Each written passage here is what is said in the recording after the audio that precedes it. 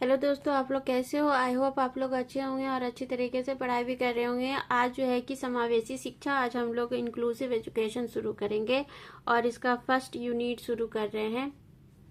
ठीक है, तो और क्वेश्चन नंबर फर्स्ट है जो कि लॉन्ग एवं शॉर्ट सभी है।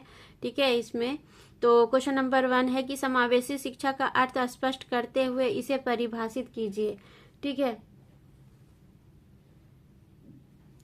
हाँ तो आंसर है कि क्वेश्चन था कि समावेशी शिक्षा का अर्थ स्पष्ट करते हुए इसे परिभाषित कीजिए। तो आंसर है कि समावेशी शिक्षा वह शिक्षा होती है जिसके द्वारा विशिष्ट क्षमता वाले बालक जैसे मंद बुद्धि, अंधे बालक, बहरे बालक तथा प्रतिभाशाली बालकों को ज्ञान प्रदान किया जाता है। समावेशी शिक्षा के द्वारा सर्वप्रथम छात्रों के बौद्धिक शैक्षिक स्तर की जांच की जाती है। तत्पश्चात उन्हें दी जाने वाली शिक्षा का स्तर निर्धारित किया जाता है। अतः यह एक ऐसी शिक्षा प्रणाली है जो कि विशिष्ट क्षमता वाले बालकों हेतु ही निर्धारित की जाती है। अतः इसे समेकित अथवा समावेशी शिक्षा का नाम दिया जाता है। देखो, समावेशी मतलब सब एक तरह की शिक्षा प्राप्त करें, चाहे वो कोई भी हो।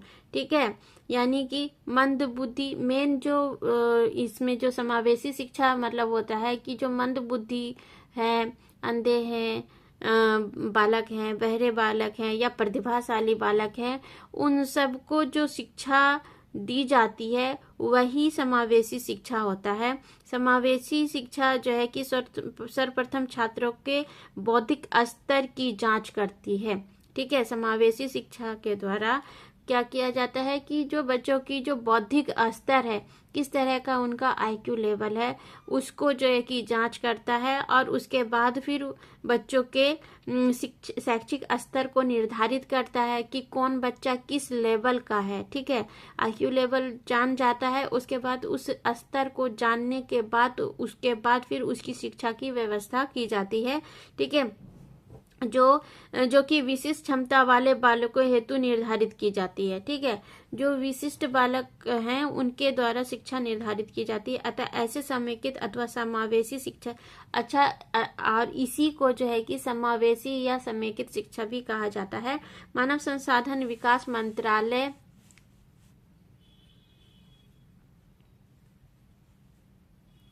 मानव संसाधन विकास मंत्रालय ने समावेशी शिक्षा के संबंध में कहा है कि समावेशी शिक्षा का अर्थ है सभी सीखने वाले बालक हों अथवा युवा, चाहे अशक्त हो अथवा नहीं, सामान्य विद्यालय, पूर्व व्यवस्था विद्यालयों एवं सामुदायिक शिक्षा केंद्रों में उपयुक्त सहयोगी सेवाओं के साथ आपस में मिलजुल कर सीखने में समर्थ हैं। उन्होंने आगे स्पष्ट किया कि समावेशन का अर्थ है मुख्य धारा के विद्यालयों में विशिष्ट आवश्यकताओं के बच्चों का अपने अन्य सहपाठियों के साथ शिक्षा ग्रहण करना, है ना। दूसरे बच्चों जो कि क्या बोलते हैं, नॉर्मल बच्चे हैं, उनके साथ जो ये विशिष्ट बालक जो हैं उनको जो है कि उनके साथ भी शिक्षा देने का प्रावधान जो है कि मानव संसाधन विकास मंत्रालय के द्वारा किया गया है, जो एक ही छत के नीचे एक ही वातावरण में एक ही स्कूल में शिक्षा प्राप्त कर सकते हैं। ठीक है, उसके बाद यह एक ऐसी शिक्षा प्रणाली है जो दुरूह है पर असंभव नहीं।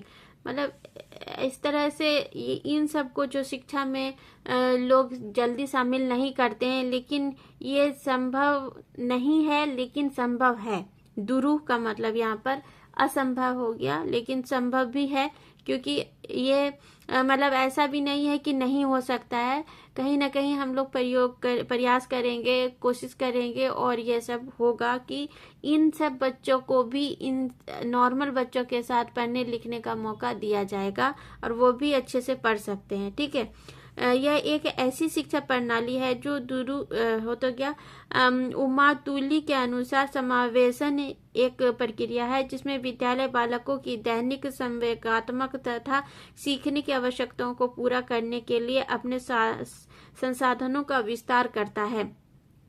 मतलब कि इसमें जो भी शैक्षिक संसाधन उपलब्ध होने चाहिए इन बच्चों को, जैसे कि ब्रेन लिपि के जो पढ़ने के लिए जो बच्चे अंधे हैं उनको ब्रेन लिपि की ज़रूरत होती है, उनको उस तरह के टीचर होने चाहिए, वो सारी सामग्रियाँ उपलब्ध होनी चाहिए, है ना। अंधे, बहरे, गूंगे, हाँ, इन सब को जो है कि पढ़ने के लिए, और जो मंदबुद्धि के बच्चे हैं उनके लिए अलग तरह का इक्विपमेंट होता है, उसको चाहिए होता है। तो इस तरह से पढ़ने लिखने के लिए जो भी सामग्रियां हैं उनको उपलब्ध कराना जरूरी है, ताकि वो भी अपने शिक्षा को प्राप्त कर सकें। ठीक है। यूनेस्को के अंतर्राष्ट्रीय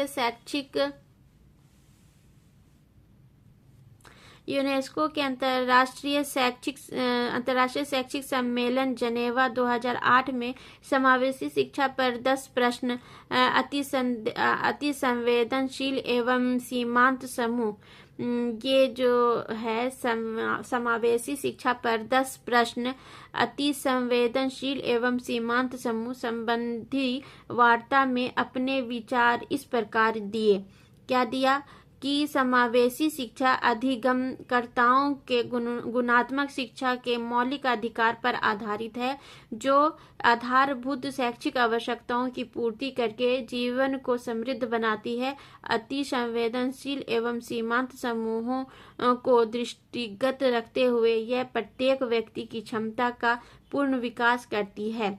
समावेशी गुणात्मक शिक्षा का परम ध्येय इसी प्रकार के विभेदीकरण को समाप्त करके सामाजिक संगठन का पोषण करता है ना। जो भेद आ जाता है कि मतलब वो जो है कि मंदबुद्धि के बच्चे हैं, हम उनके साथ किस तरह से पढ़ेंगे, कि कोई बच्चा अगर अक्षर नहीं समझ पाता है, उल्टा समझ मतलब सीधा लिखा रहता है लेकिन उसको समझ में उल्टा आता है ना। किसी को 1-2 लिखने में प्रॉब्लम होता है, किसी को थोड़ा धीरे समझ में आता है। तो मतलब ऐसा नहीं है कि वो पढ़ने में तेज नहीं है, लेकिन उनको थोड़ा सा इन सब चीज़ों में प्रॉब्लम होता है, जिसको कि संभाला और सुधारा जा सकता है। जैसा कि हमने 3 इडियट क्या बोलते हैं, तारे ज़मीन पर देखा था कि उस बच्चे को जो है कि अक्षर उल्टा समझ में आता था, तो पढ़ने में, लेकिन वो ऐसा नहीं था कि तेज नहीं था, वो पढ़ ले सकता था, आराम से कर सकता है, लेकिन उसको थोड़ा सा गाइडेंस की ज़रूरत थी। और यही उनका कहना है। यूनेस्को के अंतर्राष्ट्रीय शैक्षिक सम्मेलन में जो जनेवा में 2008 में हुआ था, वो उनका ये कहना है कि जब इस तरह की जो भेदभाव है वो ख़त्म हो जाएगा, तभी शिक्षा का जो मेन मुख्य आधार है वो पता चलेगा, क्योंकि सबको शिक्षा प्राप्त करने का अधिकार है और सभी के लिए शिक्षा होनी चाहिए। ऐसा नहीं है, क्योंकि देखो गांव देहात में ऐसा होता है कि अगर इस तरह के बच्चे को जो है कि अब नॉर्मल माना जाता है और इनको स्कूल कॉलेज में नहीं भेजा जाता है पढ़ने के लिए, है ना। या तो किसी तरीके से अगर उसका एक्सीडेंट के तौर पर आंखें नहीं है, चली गई, या कुछ भी प्रॉब्लम हो गया, तो इस वजह से उसको जो है कि घर बैठा दिया जाता है, उनको पढ़ने लिखने के लिए नहीं दिया जाता है ना। तो इस तरह की प्रॉब्लम को दूर करना, इस तरह की सोच को दूर करना, क्योंकि ऐसा नहीं है कि इनकी समस्या का समाधान नहीं मिलेगा, लेकिन सबसे पहले ये दिमाग से हटा देना होगा कि ये बच्चे नॉर्मल बच्चों के साथ पढ़ लिख नहीं सकते हैं। नॉर्मल बच्चे भी इस तरह का व्यवहार करने लगते हैं, उनकी मजाक उड़ाने लगते हैं। तो ये सारी चीज़ें नहीं होगी जब हम अच्छी तरीके से बच्चों को ये समझाएंगे कि हमारे लिए हम सब एक हैं और हम सबको शिक्षा का जो महत्वपूर्ण ज्ञान हमें सबको एक जैसा मिलना चाहिए और सबके लिए शिक्षा है। ठीक है। तो उसके बाद है कि माइकल एवं जियान ग्रेको के अनुसार समावेशी शिक्षा से अभिप्राय उन मूल्यों, सिद्धांतों और प्रयासों के समूह से है जो सभी विद्यार्थियों को, चाहे वे विशिष्ट हो अथवा नहीं, प्रभावकारी अथवा सार्थक शिक्षा देने पर बल देते हैं, है ना। विशिष्ट बालक हो या नहीं हो, सबको एक समान शिक्षा देने के लिए सार्थक होना चाहिए, आगे बढ़ना चाहिए और इस कदम और इसके साथ कि सब बच्चे को शिक्षा देने का प्रावधान हो, सभी को एक जैसा शिक्षा दिया जाए, सभी को एक वातावरण मिले, इसका प्रावधान भी लागू करना चाहिए। ठीक है। एप्पल एंड डे के अनुसार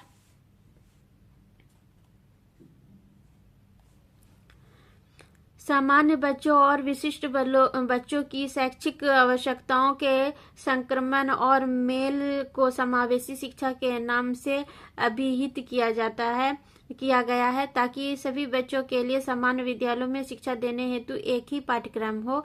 यह एक लचीली तथा व्यक्तिगत रूप से विशिष्ट बच्चों और नव युवकों की शिक्षा आवश्यकताओं की पूर्ति के लिए सहायक प्रणाली है। यह समग्र शिक्षा प्रणाली का एक अभिन्न घटक है जो सामान्य स्कूलों में सबके लिए उपयुक्त शिक्षा के रूप में प्रदान किया जा रहा है। ठीक है।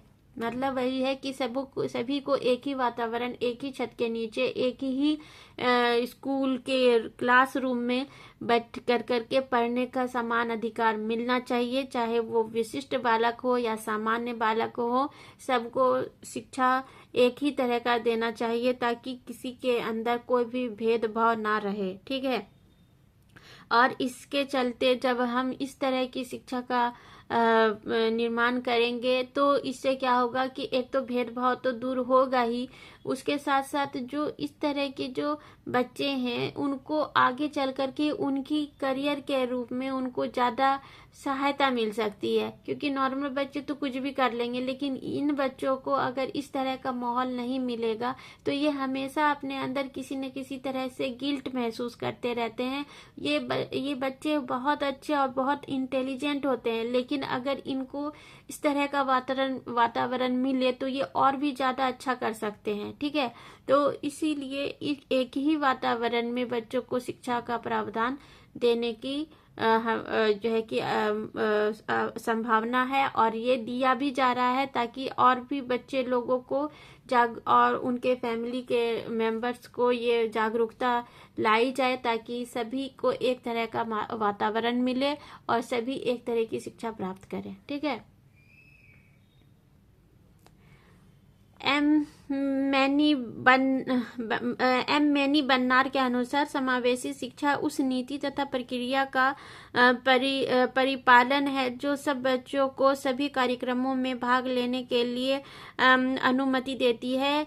नीति से तात्पर्य है कि अपंग बालकों को बिना किसी अवरोध के सामान्य बालकों के सभी कार्यक्रमों में भाग लेने के लिए स्वीकृति प्रदान करें। समावेशी प्रक्रिया से अभिप्राय पद्धति के उन साधनों से है जो इस प्रक्रिया को सबके लिए सुखद बनाए। समावेशी शिक्षा क्षति युक्त बालकों के लिए सामान्य शिक्षा के अभिन्न अंग के अतिरिक्त कुछ नहीं है। यह सामान्य शिक्षा के भीतर अलग से कोई प्रणाली नहीं है।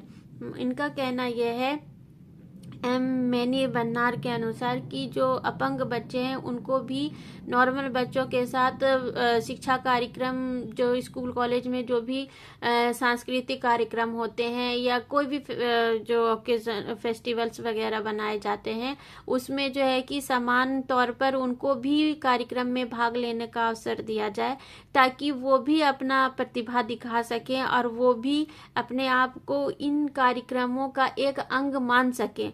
ताकि क्योंकि ऐसे होता है ना कि ये तो नहीं चल पा रहा है, ये कुछ नहीं कर पाएगा, इसको किस तरह से हम ले लें किसी कार्यक्रम में, ये ठीक नहीं लगेगा, ऐसी बहुत सारी सोच विकसित हो जाती है। लेकिन इन सब को हटा करके क्योंकि उसके अंदर के टैलेंट को भी तो हमको देखना है। कोई सिंगिंग में बहुत अच्छा होता है, क्यों म्यूजिक में कोई अच्छा होता है, कोई किसी कला के लिए बहुत अच्छा हो जाता है। तो इस तरह के बच्चों को इस तरह की प्रतिभा को भी दिखाने का मौका दिया जाना चाहिए। और स्कूल में जो इस तरह के कार्यक्रम होते हैं, सांस्कृतिक कार्यक्रम होते हैं या 15 अगस्त 26 जनवरी या कोई भी फेस्टिवल वगैरह हुआ, तो उस चीज़ को उस किस तरह से वो प्रेजेंट कर सकते हैं और नॉर्मल बच्चों के साथ, तो ये चीज़ उनको भी मौका दिया जाना चाहिए। ठीक है, ताकि ये जो वातावरण है स्कूल का सुखद हो सके। अगर किसी कारणवश किसी का एक्सीडेंटली कुछ हो जाता है तो इससे उनको इस सुख से वंचित नहीं करना चाहिए। ठीक है, उसके बाद फिर है कि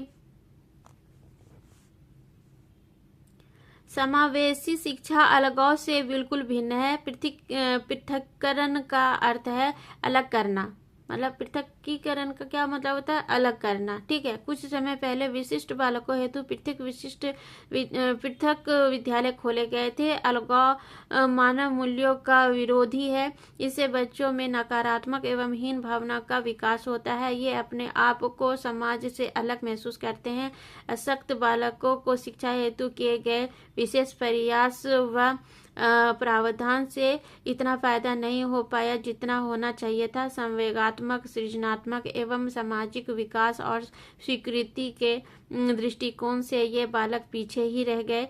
इसी हेतु समावेशी शिक्षा सबको साथ लेकर चलने की एक पृथक प्रयास है ना, कि जो बालक अशक्त बालक हैं, जो मंद बुद्धि हैं, जो किसी वजह से अपंग हो गए हैं, जो किसी भी तरह से कोई मतलब नहीं है किसी भी तरह से, तो इन सृजनात्मक बालक हैं, संवेगात्मक बालक हैं, है ना, तो इन सब बच्चों को भी एक ही छत के नीचे एक वातावरण में नॉर्मल बच्चों के साथ पढ़ने लिखने का मौका अगर नहीं दिया गया तो ये अपने अंदर हीन भावना विकसित कर लेंगे। जैसे कि मैंने पहले भी कहा कि क्योंकि ये अपने आप को इनका जो हार्ट होता है बहुत सॉफ्ट होता है, ये अच्छे दिल के होते हैं। इनको जो है कि सिर्फ अच्छा वातावरण चाहिए, अच्छे लोग चाहिए जिससे ये अपने जो है कि अपने जो कला है उसको दिखा सके, अपना हुनर, अपनी क्रिएटिविटी, अपने मतलब दिमाग को दिखा सके कि किस तरह से इनके भी अंदर बहुत ज़्यादा टैलेंट है। ठीक है, तो इन सब को भी इस तरह का वातावरण देना चाहिए जो कि ये भी अपने आप को उन बच्चों से अलग नहीं समझे। हम सबको एक समान एक ही स्कूल में शिक्षा प्राप्त करने का अधिकार दिया जाना चाहिए। अगर ये चीज समावेशी बालकों के लिए जो विशिष्ट बालक हैं, जो सृजनात्मक बालक हैं, संवेगात्मक बालक हैं, उनको अगर इन नॉर्मल बच्चों से हटा करके किसी दूसरे स्कूल में इसी तरह जिसमें सिर्फ इसी तरह के बालक पढ़ते हैं, इस तरह का स्कूल अगर खोला जाए तो इनका विकास कभी भी नहीं होगा। ये अपने अंदर कभी भी उन जो नॉर्मल वातावरण में रह करके अपने आप को कभी भी आगे नहीं बढ़ाएंगे। देखो, आगे चल करके कहीं ना कहीं इनको भी कहीं ना कहीं जॉब करना है, इनको ही कभी ना कहीं भी अपने रोजी रोटी के लिए व्यापार करना है ना। तो जब तक कि स्कूल में इस तरह का वातावरण नहीं मिलेगा तब तक कि वो बाहर के वातावरण से किस तरह से मेल जोल कर पाएंगे। तो स्कूल में ही सबसे पहले इस तरह का वातावरण देना चाहिए ताकि ये बच्चे आगे चल करके भी किसी ऐसे जो है कि प्रॉब्लम का सामना ना करें जिससे कि इनको हीनता की नज़र से देखा जाए और ये अपने आप को कम महसूस करें हैं। तो इस तरह के वातावरण जो है कि नहीं होना चाहिए। हमेशा एक ही छत के नीचे सब बच्चों को शिक्षा देने का प्रावधान किया जाना चाहिए, तभी इनके अंदर वो सारी एक्टिविटीज भी आएंगी जो कहीं ना कहीं इनको अगर इस तरह का वातावरण नहीं मिलेगा तो इनकी कला, इनका जो गुण है वो खत्म हो जाएगा। ठीक है, ये कभी भी अपने आप को निखार नहीं पाएंगे।